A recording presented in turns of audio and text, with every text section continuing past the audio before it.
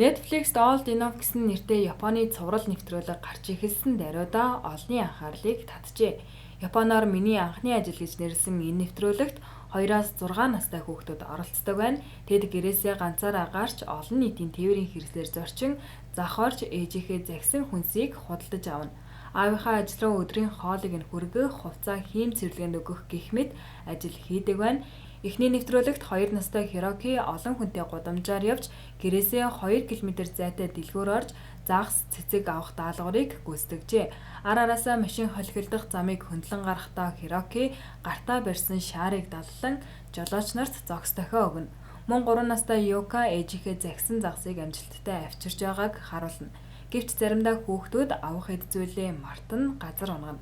Гэсэн ч тэд даалгавраа амжилттай гүйцэтгэх нь үзэгчдийн хайрыг татдаг байна. Японд хүүхдүүд дүүргийн сургууль руугаа ганцаараа ирж очих нь хэвийн үзэгдэл. Токиогийн их сургуулийн нийтийн тээврийн төлөвлөлтийн профессор Хиронори Като бид замд гудамжаа төлөвлөхдөө хүүхдийн аюулгүй байдлыг харгалздаг, автомашинууд бага хурдтай явдаг, мөн явган зорчигчид заавал зам тавихыг жолооч нарт заан сургадаг гэжээ. Бусад улсын иргэд амьдралдаа анх удаа бага насны хүүхдүүд гудамжинд ганцаараа явж даалгавар гүйцэтгэхийг хараад цочирджээ.